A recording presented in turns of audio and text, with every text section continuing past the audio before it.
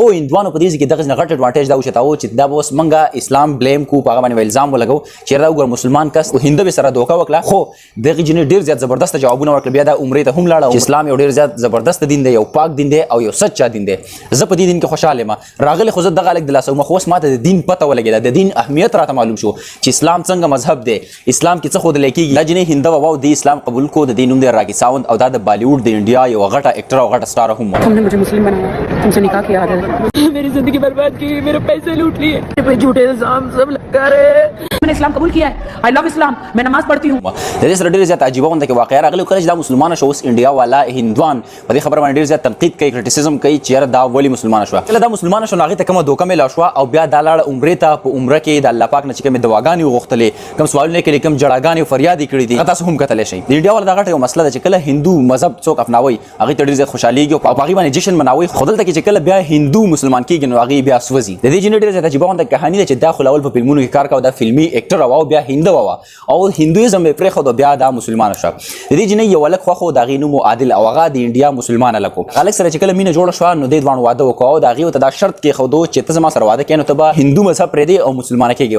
هغه لک چې ورته سم ویل دی جن با ایکسپټ کول او قبول ول دا جن مسلمان شو بیا قصه روانه د غلک ته مختلف قسم ډیماند جوړ کړ اصل کې مسله دا ده چې اسلام په کومه طریقه باندې په انډیا کې بدنام شو خو به هر حال د دې جن اوس په اسلام کې څه احساسات دی هغه ډیر زیات عجیب دي اصل کې دراس کې ساوند او د دې الک جوړې ته وګوري مطلب دا سم میچینګ اونته کې نه خرځي چې د جنې لګه د ایج والا جنې او د دې الک نه مشروا او د الک ډیر زیات هینډسم هم دی که تاسو کتلی شئ خو دې الک په دې کې خپل یو مقصد او هغه مقصد دا چې زبا بالیوډ ته راشم زبا فلمونو کې کار شروع کوم زبا اکټینګ شروع کوم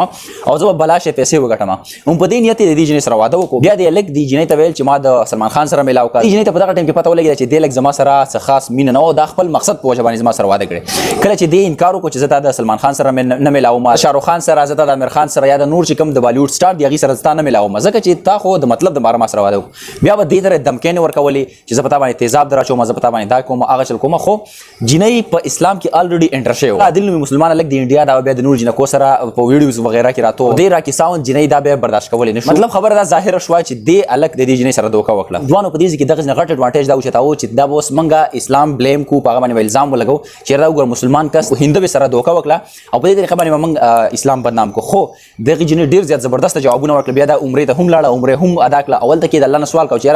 د دې لک سره خو ما ډیره زیاته مینه کوله او دې زما سره دوکا وکړه الله نه سوال کوي الته کې جاړي چې یا والا په دغه باندې بیا کرټیسیزم کو تنقیدی به وکړو چې تاسو سره مسلمان لک دوکا وکړه او ته پرې خو دې پنی ملار کې دی او ډیر زیات زبردست جوابونه ورکړه چې اسلام یو ډیر زیات زبردست دین دی یو پاک دین دی او یو سچا دین دی زه په دې دین کې خوشاله یم راغلی خو زه دغه لک د لاسو مخ اوس ماته د دین پته ولګېده د دین اهمیت راته معلوم شو چې اسلام څنګه مذهب دی اسلام کې څه خود لیکيږي اسلام څومره امن پسند مذهب دی صرف د یو کس د وجې ز ټول اسلام نشم بدنامولې چې زه په اسلام پسې خبرې وکم صرف خرابي په عادل کې وا صرف په دغه یو مسلمان کې وا په ټول اسلام کې خرابي قطعا نشته دی هغه دوانو دا مقصد چې چرته کې د جنې موږ په خپل خبرو کې راولې او دا د اسلام برایي په بیان کې نعوذ بالله خو هغه سه بالکل نشته دا اوس الګ خبره ده بدل خبره ده چې دغه جنې فاست سو د څنګه فلمونه جوړ کړي دي څنګه کار کړي په فلمونو کې بالیوډ کې هغه ځان له ټاپک دی خو اوس د ځلونه کوتوبه استلی اوس ما ته پته نشته په ځلونو باندې الله پويږي خو کو ځلونه توبه استلی مطلب هغه څومره خپل جوابونه د غیندوان لور کو انډیا والے غټه مسله ده چې اوس پاګي په دې باندې ډېر زیات یو بوال شروع کړي دی یو چغې شروع کړي چې زمونږ هندوا مسلمان شوله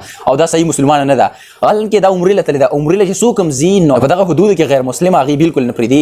مسلمان سړی دلته کې عمره پرفارم کولای شي عمره کولای شي اوس دا راکی ساوند نه ده د دینوم فاطمه ده اوس د انډیا خبره دلته کې دا ده چې دغه مذهب څوک اپناوي هغه ټیک ټاک په هغه باندې جشن مناوي لکه څنګه چې سیما حیدر و د پاکستان او خیر هندوا د مخ کې نه خو د خلکو په نظرونو کې هغه یو دوکا چوله دی هندوانو چې رمنګا یو مسلمان هندوا کړه خدا خبره بالکل غلطه په باندې ما ویډیو هم کړو خو دلته کې چې اوس په حقیقتي جامه کې او په حقیقتي شکل کې یو هندوا مسلمان کېږي نو بیا په هغه باندې هغه سوځي بهرحال د دې ویډیو مقصد مې دا دی الله پاک چې چاله عزت وغواړي هغه عزت ورله هم ورکول شي په دې سکینډل په وجه باندې د اسلام چې کم هغه د خلکو په ذهن کې کوم کوېسچن وي کم غلطفهمي وي هغه هم نور لره شوی او دغه جنۍ الان کې هندوا وا خلکو له ذهن سازي مکمل وکړه او خلکو ته ویل چې اسلام یو امن پسند مذهب دی ملاویږي نو ویډیو کې تر هغه مال راکې اجازه الله پامان